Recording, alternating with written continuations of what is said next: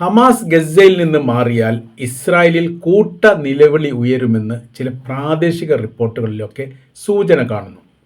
അത് മുൻപെല്ലാം വന്ന റിപ്പോർട്ടിൻ്റെ തുടർച്ചയായ രീതിയിൽ നമുക്കത് വായിച്ചെടുക്കാൻ വേണ്ടി സാധിക്കുന്നതാണ്. അതിൽ പറയുന്ന കാര്യം എങ്ങനെയാണ്?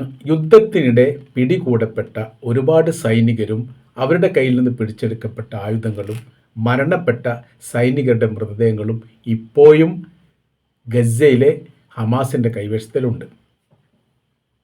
ഇതെല്ലാം അവർ സുരക്ഷിത കേന്ദ്രങ്ങളിലേക്ക് മാറ്റുകയോ മറ്റെന്തെങ്കിലും സംവിധാനങ്ങളോ ചെയ്യുകയോ ചെയ്യുന്നുണ്ട്. ഇതൊരു ആഭ്യന്തര മുറിപ്പാടായിട്ട് ഇപ്പോഴും ഇസ്രായേൽ നിലനിൽക്കുന്നു. ഇതുവരെ പരസ്യമായ രീതിയിൽ ഇസ്രായേൽ പറയുകയോ ഹമാസ് അംഗീകരിക്കുകയോ ചെയ്തിട്ടില്ല. അന്താരാഷ്ട്ര മധ്യസ്ഥ വേദികളിൽ ചില സൂചനകൾ ഇസ്രായേൽ നൽകിയിരുന്നു. ആ സൂചന പ്രകാരം ഹമാസിൻ്റെ ആളുകൾ അതിന് മറുപടി നൽകി എന്നുള്ളതാണ്. തെളിവ് ഹാജരാക്കാൻ വേണ്ടി പറഞ്ഞു. അതോടുകൂടി തെളിവില്ലാത്ത ഒരു സാഹചര്യമായിട്ട് അത് അവസാനിക്കുകയും ചെയ്തു. എന്താണ് വിഷയം എന്ന് നമുക്ക് പരിശോധിക്കാം. 2023 ഒക്ടോബർ 7 ഹമാസ് ഇസ്രായേലിന് നേരെ ആക്രമണം നടത്തി അവിടെ നിന്ന് 250ഓളം ബന്ദികളെ പിടിച്ചു കൊണ്ടുവന്നത് എന്നുള്ളത് നമുക്കറിയാവുന്നതാണ്. 1000 ചില്ലാനം ഇസ്രായേലികൾ അന്ന് കൊല്ലപ്പെടുകയും ചെയ്തു. അപ്പോൾ ഇവിടെ 250 ബന്ദികൾ ഹമാസിൻ്റെ കൈവശത്തിലുണ്ട് എന്ന് ഹമാസ് സ്ഥിരീകരിക്കുകയും അത് ആരൊക്കെയാണ് എന്നുള്ളത് ഇസ്രായേൽ പുറത്തു വിടുകയും ചെയ്തു. അത് ഹമാസ് പറഞ്ഞതിൻ്റെ അടിസ്ഥാനത്തിലാണ്. അതിൽ പല ഘട്ടങ്ങളിലായി ആളുകളെ അവർ മോചിപ്പിച്ചു. ഏറ്റവും ഒടുവിൽ 48ഓളം ബന്ദികളാണ്.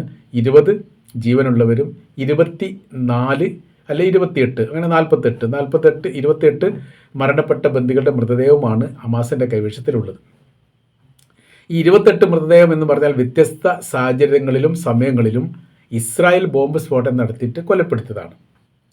അങ്ങനെയാണ് മൃതദേഹം ഉണ്ടാവുന്നത്. അതല്ലാതെ ജീവനോടെയാണല്ലോ എല്ലാവരെയും പിടിച്ചുകൊണ്ടുവരുന്നത്. അപ്പോൾ ഈ കൈമാറ്റവുമായി ബന്ധപ്പെട്ട സ്ഥിതിയാണ് ഇപ്പോൾ നടക്കുന്നത്. 12 അല്ലെ 13 മൃതദേഹം കൈമാറി ബാക്കി ശേഷിക്കുന്നവർക്ക് വേണ്ടിയിട്ടുള്ള വലിയ തിരച്ചിൽ കാര്യങ്ങൾ നടക്കുന്നുണ്ട്. ഇതിനിടയിൽ ഇപ്പോൾ എന്താ സംഭവം എന്ന് പറഞ്ഞാൽ, യുദ്ധം 2 വർഷം നിലനിന്നതാണ്.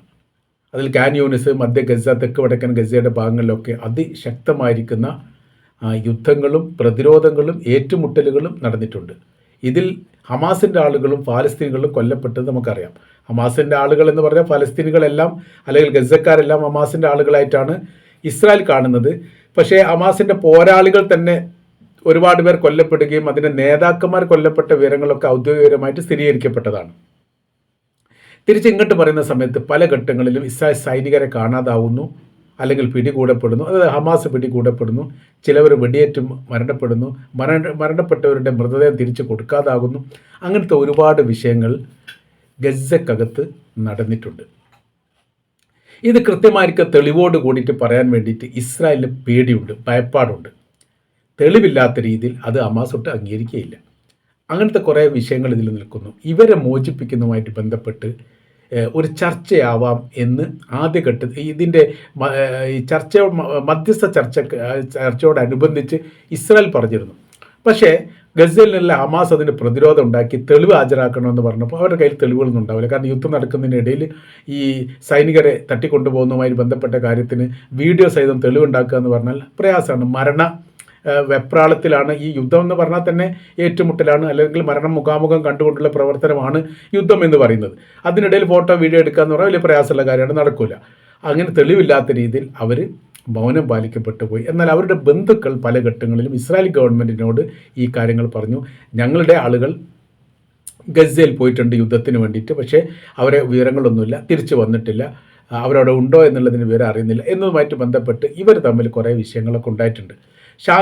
അവർ സമാധാനപ്പെടുത്തി കഴിഞ്ഞിട്ട് മടങ്ങാണ്ട് യുദ്ധമാണ്, ചിലപ്പോൾ അങ്ങനെ ബിസിയൊക്കെ ഉണ്ടാവും, ചിലപ്പോൾ റേഞ്ച് ഉണ്ടായിക്കൊള്ളുന്നില്ല, അങ്ങനെ എന്തെങ്കിലുമൊക്കെ പറഞ്ഞു കഴിഞ്ഞിട്ട് ഒഴിവ് കഴിവുകളൊക്കെ പറഞ്ഞിട്ടുണ്ടെങ്കിലും ഈ വിഷയങ്ങൾ ഇപ്പോൾ പ്രാദേശിക തലത്തിൽ ഉയർന്നു വന്നിരിക്കുകയാണ്.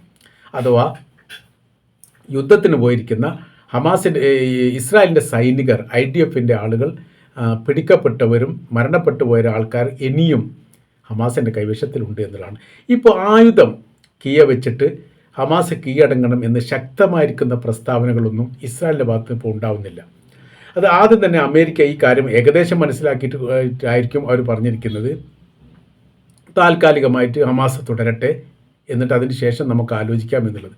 കാര്യം തകർന്നു കിടക്കുന്ന ഒരു രാജ്യമാണ് ഗസ എന്ന് പറയുന്നത്.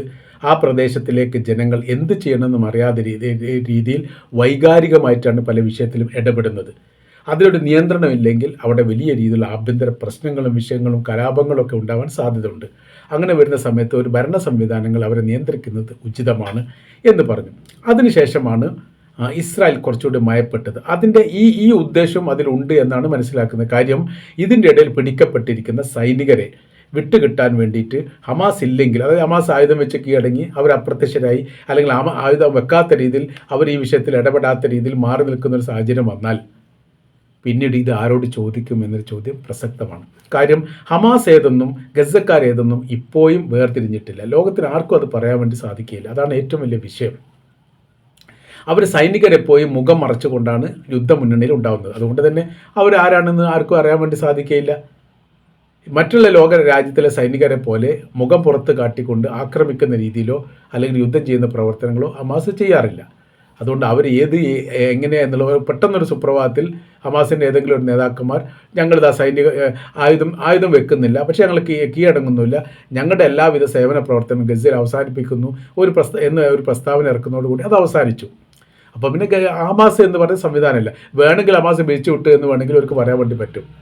ഇത്തരമൊരു സംഘടനകൾ എന്ന് പറഞ്ഞാൽ ഒന്ന് പിരിച്ചു വിട്ടാൽ അതിന് ബദലായിരിക്കുന്ന മറ്റൊരു സംഘടന അവർ ഉണ്ടാക്കുക ചെയ്യുക. കാരണം അവർക്കിടയിൽ ഒരു കോർഡിനേഷൻ ഉണ്ടാവും, ഒരു ലിങ്ക് ഉണ്ടാവും, ഒരു ചേരാൻ പറ്റുന്ന രീതിയിലുള്ള സംവിധാനങ്ങളുണ്ടാവും. അപ്പോൾ അങ്ങനത്തെവരൊക്കെയാണ് ഇങ്ങനെ ഒളിപ്പോർ യുദ്ധങ്ങളുണ്ടാവും. ഒളിപ്പോർ യുദ്ധം എന്ന് പറയുന്ന സമയത്ത് പരസ്യമായ രീതിയിലുള്ള യുദ്ധമല്ല, ഒളിഞ്ഞുകൊണ്ടുള്ള ആക്രമണമാണ്. ആ ആക്രമണമാണ് 2 വർഷവും ഇസ്രായേൽ അനുഭവിച്ചത് എന്നുള്ളത് നമുക്കറിയാവുന്നതാണ്. അപ്പോൾ ഇവരങ്ങനെ മാറി നിന്നുകൊണ്ട് അവർ ഈ മേഖലയിൽ നിന്ന് അപ്രത്യക്ഷമായി കഴിഞ്ഞാൽ പിന്നീട് ഈ പറയപ്പെട്ട ആളുകളുടെ മൃതദേഹവുമായിട്ട് ബന്ധപ്പെട്ട വിഷയം വല്ലാത്ത രീതിയിൽ ഗൗരവത്തിൽ വരും. അതിന് പരിഹാരമുണ്ടാക്കാത്ത രീതിയിലും അവരെ രക്ഷപ്പെടുത്താൻ വേണ്ടി സാധിക്കാത്ത രീതിയിലുള്ള സംവിധാനം വരുന്നതിനെ ഇസ്രായേൽ ഭയപ്പെടുന്നു. ഇവരുടെ കൈവശത്തിൽ ആയുധങ്ങൾ പിടിച്ചെടുത്തിട്ടുണ്ട് എന്നൊക്കെ പറഞ്ഞു. ആദ്യ ഘട്ടത്തിലൊക്കെ 4-5 സൈനികരൊക്കെ ഇങ്ങനെ ഇസ്രായേൽ സൈനികരെ വെടിവെച്ച് കൊല്ലുന്നതും അതിൻ്റെ ഇടയിൽ ഈ സൈനികരെ പിടിച്ച് എങ്ങനെ ചെറിയ പിക്കപ്പ് പോലെയുള്ള വാഹനത്തിൽ കൊണ്ടുവന്നതിൻ്റെ ചിത്രങ്ങളൊക്കെ ആദ്യ ഘട്ടത്തിലൊക്കെ പുറത്തു വന്നിരുന്നു. പിന്നീട് അതൊക്കെ അപ്രത്യക്ഷമായി. പിന്നെ ഏറ്റുമുട്ടലും ഈ സൈനികരും മറ്റും തമ്മിൽ ഏറ്റുമുട്ടലും കൃത്യമായിരിക്കുന്ന ചിത്രങ്ങളും വീഡിയോകളൊന്നും ഇല്ലാതെ പോയി. കാരണം 200-ലധികം മാധ്യമ മീഡിയ പ്രവർത്തകന്മാർ ലോകത്തെമ്പാടുമുള്ള പത്രത്തിൻ്റെത് അവിടെ വെച്ച് കൊല്ലപ്പെട്ടിട്ടുണ്ട് എന്നുള്ളതാണ്. അപ്പോൾ മീഡിയകൾക്കൊന്നും വളരെ കൃത്യമായ രീതിയിൽ വിവരങ്ങൾ ശേഖരിച്ചുകൊണ്ട് നൽകാൻ പറ്റാത്ത രീതിയിലുള്ള സംവിധാനം ഗസയിൽ നിലനിൽക്കുന്നു എന്ന് പറയുമ്പോൾ അവിടുത്തെ ഗൗരവം വളരെ ഭയങ്കരമാണ് എന്ന് നമുക്ക് ഊഹിക്കാവുന്നതേ ഉള്ളൂ. അപ്പോൾ ഇപ്പോൾ ഈ പറയുന്ന വിഷയങ്ങൾ ഇങ്ങനെയാണ്. ഹമാസ് തുടരുകയാണ് നിലവിൽ. ഇസ്രായേലിനെ സംബന്ധിച്ചിടത്തോളം അവർക്ക് ആവശ്യമുള്ളത്.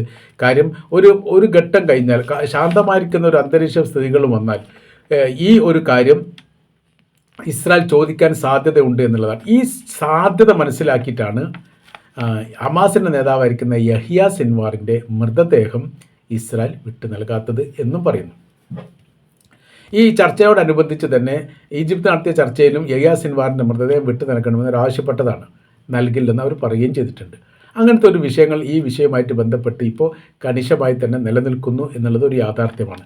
അപ്പോൾ ഒരു ഭാവിയിൽ ഇതിനെക്കുറിച്ച് യഹിയ സിൻവാറിൻ്റെ മൃതദേഹവുമായിട്ട് ബന്ധപ്പെട്ട് ഇതിൻ്റെ ഇടയിൽ തന്നെ സ്മോൾ സ്റ്റിച്ച് പറഞ്ഞിരിക്കുന്ന കാര്യമെന്ന് പറയുന്നത് അദ്ദേഹത്തെ കത്തിച്ചുകൊണ്ട് അതിൻ്റെ ബോഡിയുടെ ഭാഗങ്ങൾ ഈ കടലിൽ ഒഴിക്കും എന്നുള്ളതാണ്. ബിൻ ലാദനെ ചെയ്ത പോലെ ചെയ്യും എന്നൊക്കെയാണ് പറഞ്ഞത്. അത് വിരട്ടലാണോ അതല്ല അത് യഥാർത്ഥത്തിൽ ചെയ്യുമോ എന്നുള്ളത് ലോകത്തിനൊന്നും അറിയാത്തൊരു കാര്യമാണ്. ഏതായിരുന്നാലും നമ്മളറിയാത്ത, നമ്മൾക്ക് മനസ്സിലാക്കാത്ത ഒരുപാട് സംഭവങ്ങൾ ഈ യുദ്ധത്തിൻ്റെ ഇടയിലൂടെ രഹസ്യമായി നടക്കുന്നുണ്ട് എന്നുള്ളതൊരു യാഥാർത്ഥ്യമാണ്. അതിൻ്റെ ഏറ്റവും വലിയ ഉദാഹരണമായിട്ട് ഗസയിലെ ഈ ഇസ്രായേൽ സൈനികർ ഇതിലുള്ള പിടിക്കപ്പെടാത്ത, അതായത് ഈ ഒക്ടോബർ 7-ാം തീയതിക്ക് ശേഷം യുദ്ധത്തോടനുബന്ധിച്ച് പിടിക്കപ്പെട്ട സൈനികരുമായി ബന്ധപ്പെട്ട ഒരു വിവരം ഇപ്പോൾ നിലവിൽ 2 വിഭാഗം പുറത്ത് വിട്ടിട്ടില്ല എന്നുള്ളത് 2 കൂട്ടരെ സംബന്ധിച്ചിടത്തോളം രഹസ്യമായിരിക്കുന്ന ചില അജണ്ടകൾ അല്ലെങ്കിൽ രഹസ്യമായിരിക്കുന്ന ചില സംവിധാനങ്ങളെല്ലാം ഈ യുദ്ധത്തിനിടയിൽ ഉണ്ട് എന്ന് മനസ്സിലാക്കാൻ വേണ്ടി സാധിക്കുന്നു എന്നതാണ് ഒരു തിരിച്ചറിവ് വിഷയമായിട്ട് ബന്ധപ്പെട്ട് ഉണ്ടായത്.